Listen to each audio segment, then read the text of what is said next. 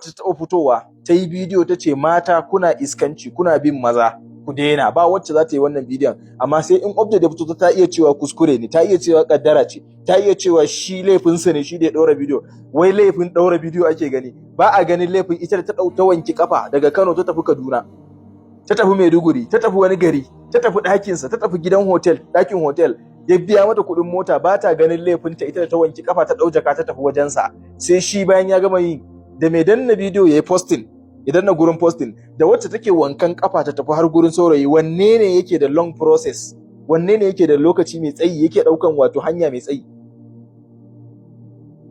Abu ne na gaskiya guda ɗaya, kuma duk mutumin kirki ya sani ba yadda za a yi ka ba namiji gaskiya ya yi zina da mace, ba yadda za a yi ka ba shi gaskiya. Amma abin da muke faɗa shine sai kadangare, wato sai bango ya tsage kadangare zai samu gurin shiga.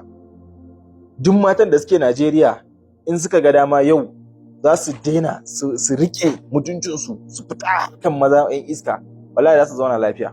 Amma in suka ƙi ji ne sai abu ya faru. Kuma don rashin kunyan namiji bai isa ya zo gidanku ya iskanci da ke ba, sai ya samu mutane. Akwai mutanen da suke ba wa mata gaskiya bayan bidiyon tsiraicinsu ya fito, sai a ce ai kaddara ne, kuskure ne, ko a ce shi da ya bidiyon, shi da ya posta bidiyon ai shi ne mai laifi. Kafin ya posta bidiyo sai kin je an yi bidiyon da ke ina. Duk mara hankali ya san wannan. Kafin a posta bidiyon ki da namiji kuna abu kaza, ai dole sai da kika wanki kafa, kika ɗau jaka, kika shirya, kika tafi wajensa. To kaddara baki je ba haka zai faru? Mun yi bayani. Ba za ki kafa hujja da abin da kika aikata shi da ƙarfin jikinki kuma ki ce kaddara bace ba a haka. Danna wayan ki kaddara ne, in kin ga dama za ki sai da wayan yau. Marin mamarka ba kaddara bace. Kai ka ga dama, in ka ga dama za ka yi marin mamarka, don akwai wanda suka taɓa yi a duniya. In ka ga dama za ka yi zaman ka lafiya kalau shekaru har ka mutu ta sama albarka ka shiga aljanna. Saboda haka abin da nake so in kai kanmu gare shi shine mu daina kafa hujja da abin da ba kaddara ba mu ce kaddara. Mu daina yin abin da kuma muna ganin shi sai mu ɗauka cewa wannan ba wai ba kuskure ba ce ba. Ba wata mace da za a bata gaskiya akan maganan tsiraici ko maganan zina. Zina ba kaddara ba ce, zina ba kuskure ba ce. Da hankalinki da wayonki, shi yasa yara ƙanana ba sa yi dan babu sha'awar ma a jikinsu. To yaushe ke da kike da hankalinki da tunaninki ki je ki aikata shi. Yau ko ba dan a miki bidiyo ba, ki kaddara Allah na kallon ki. Don shi Allah ba bidiyo za a nuna masa ba, zahirin kan ku aikata ma zai gani kuma ya sani. To me yasa ba za ki ji tsoron shi Allahn ba ki fasa yi? Akwai namijin da ba shi da feelings a jikinsa ne? Akwai macen da ba ta da sha'awa a jikinta? Duk matan da kaga ba su je sun aikata sun tozarta kansu gurin namiji ba, sun yadda Allah subhanahu wataala shi ke aurarwa, kuma sun yadda sun rike mutuncinsu, kuma sun yi haƙuri. Akwai wanda baya haƙuri ne?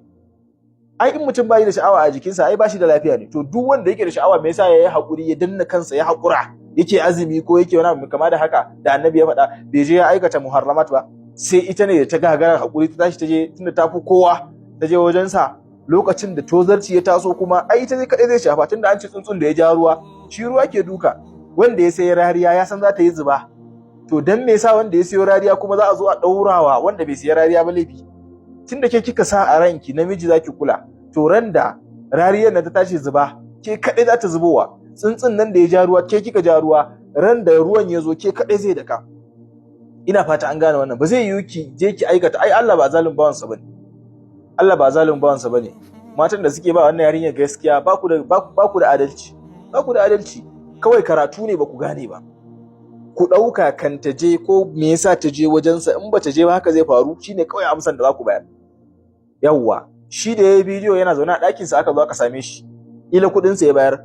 In lokacin da ya yi tirayin ɗinki da kuɗi kika ƙi zuwa, kika yi blocking ɗinsa, gobe zai je shari'ar wata. Saboda haka in tozarci ya zo ke ba zai shafe ki ba. Wata zai shafa wadda ta karɓi kuɗinsa ko ta yadda da shi ta tashi ta je wajensa. Amma ba za a kafa hujja da soyayya ba ne, tana son shi, ai laifinsa ne, me yasa zai posta bidiyo? A'a, me yasa ita ta je wajensa? Shi ne tambayan. Don rashin kunyan mutum ko tsirara yake yawo ƙarshen iskanci zai zo ya shiga cikin gidan mahaifiyarki ya ce dai kwanta da ke? Don rashin kunyansa kowa ya ubansa a Najeriya. To ran da bidiyo ya tashi fitowa ya me yasa za a ga laifinsa? Yana zaune a ɗakinsa fa kika je. Kuma da ya bidiyon kin ga sai ya cire kansa a ciki. Daga bayan an gan shi ma dai oho dai, ce kika fi jin kunya. Shi yasa aka ce mutuncin ɗiya mace ba ɗaya yake da ɗa namiji ba. Ɗa namiji zai iya yin iskanci tuburan ya gama, za a ce to ku aura masa malama wacce za ta gyara shi. Amma mace in ta lalace za a ce a'a kar ka aure ta, ba za ta iya rike ka ko rike tarbiyyar ƴaƴanka ba. ka lura kenan lalacewan ba iri ɗaya bane. Namiji zai lalace amma za a ce a aura masa malama ko mutumiyar kirki za ta gyara shi, amma in mace ce ta lalace ba za a ce ka aure ta ko kai ka gyara ta ba, saboda abun ba ɗaya bane. Ke ma in kin gane wannan sai ki rike naki mutuncin da daraja, amma in kin ki ji ba za ki ki gani ba.